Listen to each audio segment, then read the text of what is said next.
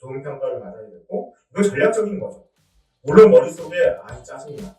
왜 내가 배우다 연봉이 작아야 돼? 근데 결론적으로는 자꾸 동기가 미워지고 싫어지는 거예요.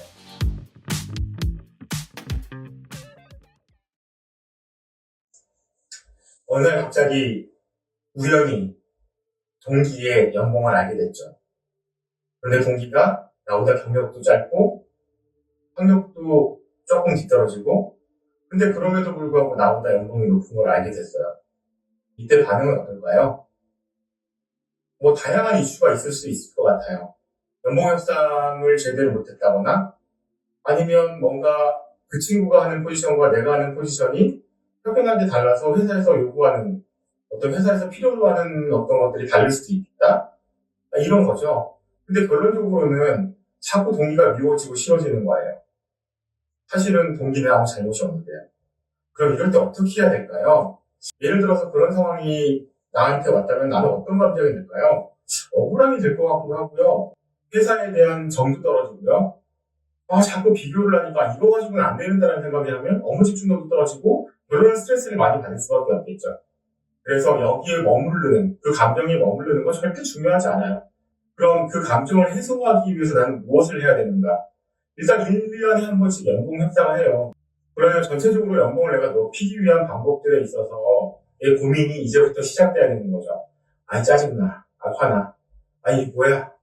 그러면서 내 업무에 제대로 집중하지 못하면 나중에 평가를 받는다거나 내 업무의 결과물들이 좋게 나오지 않기 때문에 그때부터는 방향성에 문제가 생길 수 있고, 어디 가든지 나는 평가가 제가 대충대충 한 애야 라는 게 되는 거죠. 그래서 우연히 내 동기의 연봉이 나보다 높은 걸 알기 시작하면서 내 인생이 갑자기 망가지기 시작하는 거예요. 정신 차려야 됩니다.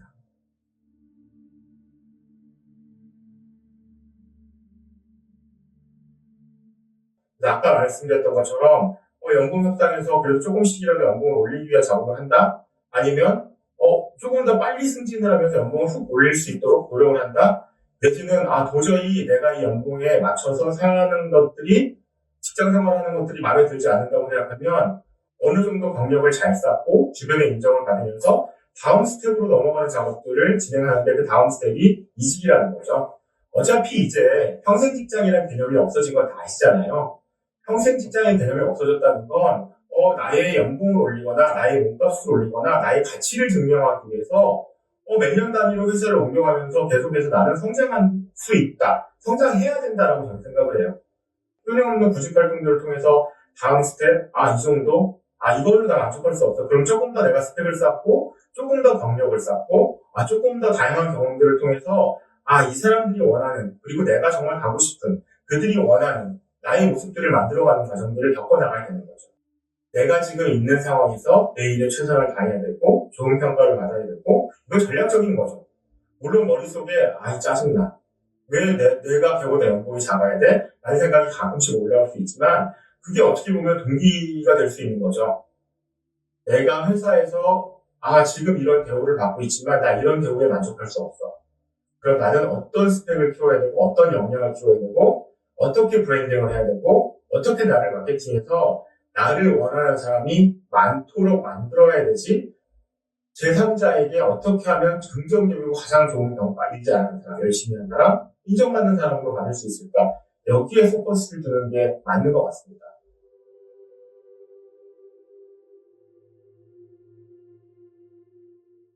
어느 회사를 가건 같은 동기 중에도 연봉의 테이블이 훨씬 다를 수 있을 것 같아요. 그 이유는 회사의 메인의 업무를 하느냐, 아니면 지원 업무를 하느냐, 이런 다양한 요인들이 있을 수밖에 없는 거죠. 내가 그 회사에서 메인으로 일할 수 있는 것들이 어떤 거지? 아니면 내가 지금 갖고 있는 역량과 내가 가지고 있는 스펙을 가장 메인으로 중요하게 생각하는 회사가 어떤 회사지? 이런 걸 찾아볼 수 있겠죠. 한번 생각해 볼게요. 인사팀은 지원부서잖아요. 경영지원부서에 많이 들어가 있어요. 그러면 돈을 버는 직군이 아니기 때문에 열심히 일한다고 해서 평가를 받거나 연봉이 올라가거나 이런 테이블이 작을 것 같아요. 근데 만약에 인사팀에서 일하던 친구가 인사와 관련된 회사로 옮겼어요. 무언가 전략을 짜는 일을 하거나 뭔가 시스템을 개발하는 일을 한다면 메인의 업무를 하기 때문에 훨씬 더 연봉 테이블로 올라갈 수 있죠. 내가 하는 일이 그 회사에서, 그 조직에서 가장 중요한 핵심 업무가 될 수 있는 방향을 걸어가시는 거예요. 저는 상담이기 때문에 항상 지원부서일 수밖에 없잖아요. 그런데 저는 심리학자이기 때문에 전략을 짤 수 있어요. 그래서 전략을 짜는 일을 하면 메인이 되는 거죠. 그리고 훨씬 인정받을 수 있고요. 그래서 캐리어의 길들을 잡아갈 때 직원이라는 영역보다는 메인이 될 수 있는 업무를 찾아가는 게 가장 중요하다고 생각을 합니다.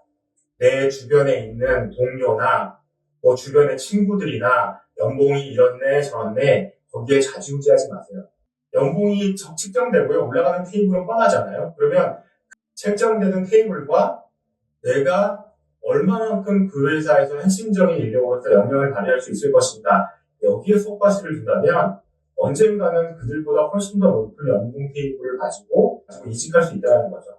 그래서 자꾸 주변의 친구들, 지인, 동료, 아니면 선배들이 얼마나 높은 연봉을 갖고 있나 모를 테지만 암암리에 알게 되거나 누군가에게 전해 들었을 때 거기에 너무 지금 이 순간으로 기분 나빠하거나 화내거나 억울해하거나 답답하지 않으셨으면 좋겠어요. 그런 감정들이 머물러 있는 것이 아니라 나를 변화시키는 강한 동기가 됐으면 좋겠고요. 그 동기를 기반으로 자, 나 이젠 조금 더 전략을 잡을 거야. 내 문법과 내 테이블을 넓히는 작업들을 위해서 좀 전략적인 접근을 해야 될 거야. 라는 것들을 생각해 보시는 거죠.